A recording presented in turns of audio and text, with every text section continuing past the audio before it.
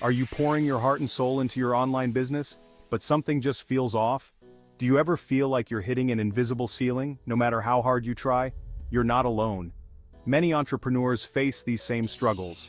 What's holding you back? What if I told you that the enemy is actively working to keep you from discovering the biblical principles that will grow your online business? Satan doesn't want you to succeed. He uses doubt, confusion, and distraction to keep you from unlocking God's wisdom for success. But today, we're exposing his tactics and revealing 10 Christian business principles Satan doesn't want you to know. These principles, rooted in Scripture, hold the key to breaking through barriers and experiencing the abundant blessings God has in store for your business. Let's dive into the first principle Satan doesn't want you to know. Commit your work to God. Proverbs 16:3 says, "Commit your work to the Lord, and your plans will be established." When you surrender your business to God, He directs your steps. Satan fears a business fully committed to God. When you commit your work to God, you're inviting Him to be your business partner. Now let's talk about Principle 2, integrity over profit. In a world that often prioritizes profit above all else, this principle may seem counterintuitive. Proverbs 22:1 says, "A good name is more desirable than great riches."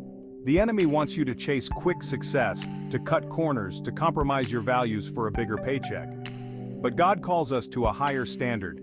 Integrity builds trust, and trust is the foundation of any successful business. When you operate with integrity, you attract loyal customers, dedicated employees, and divine favor. So how do you prioritize integrity in your business? It's about being honest in all your dealings, treating your customers and employees with respect, and always keeping your word. Remember, short-term gains achieved through dishonesty will never outweigh the long-term blessings of integrity. Our third principle takes us to the parable of the talents. Multiply your talents. Jesus teaches us in Matthew 25:14-30 that we are to wisely invest the gifts God has entrusted to us. Each of us has been given unique talents, skills, and abilities. Satan doesn't want you to fully use your potential. He wants you to play small, to doubt your abilities, to bury your talents out of fear. Think about the skills and passions God has placed within you. Are you using them to their fullest? Are you investing in your personal growth and development? God wouldn't have given you those talents if He didn't have a plan for you to use them. Step out in faith, invest in your growth, and watch as God multiplies your efforts for His glory.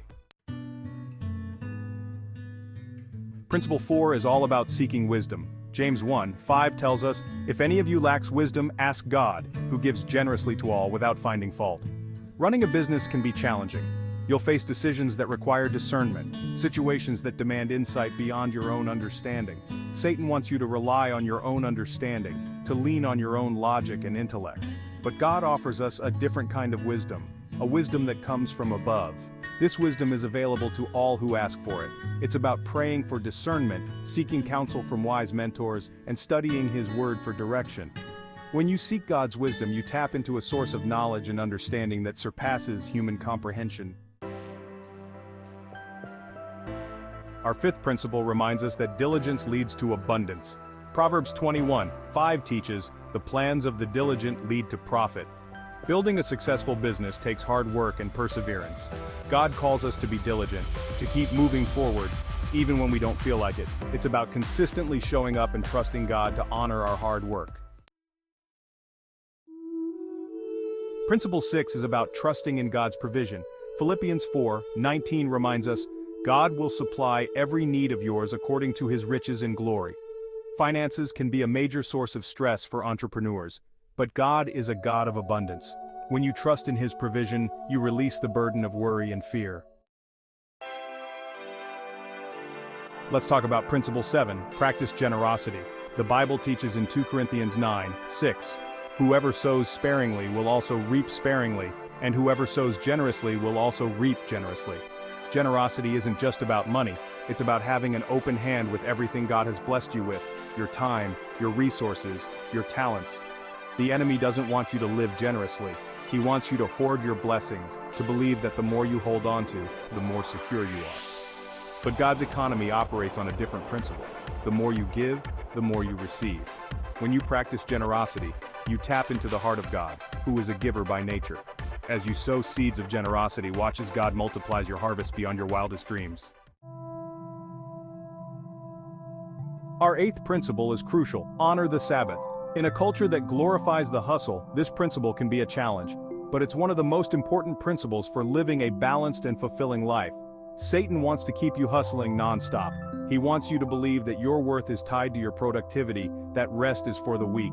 But God, in His infinite wisdom, calls us to rest. Exodus 20:8 states, "Remember the Sabbath day to keep it holy." The Sabbath is a gift, a time to disconnect from work, to recharge your batteries, to spend time with loved ones, and to draw closer to God. When you honor the Sabbath, you acknowledge that God is ultimately in control. Principle 9 is all about the power of our words. Use your words wisely. Proverbs 18:21 tells us, "The tongue has the power of life and death, and those who love it will eat its fruit." Our words carry immense weight. They can build or destroy, encourage or discourage, heal or wound. Satan wants to control your words. He wants to fill your mind with negativity, doubt, and fear, knowing that what you dwell on will eventually spill out of your mouth. But God calls us to speak life, to use our words to bless, to encourage, to inspire. When you speak life over your business, you align yourself with God's promises. Choose to speak life, and watch as God works through your words to bring His plans to pass. And finally, Principle 10, stand firm in faith. Ephesians 6:13 tells us, "Put on the full armor of God, so you may stand your ground." Running a business will test your faith. You will face challenges and moments of doubt.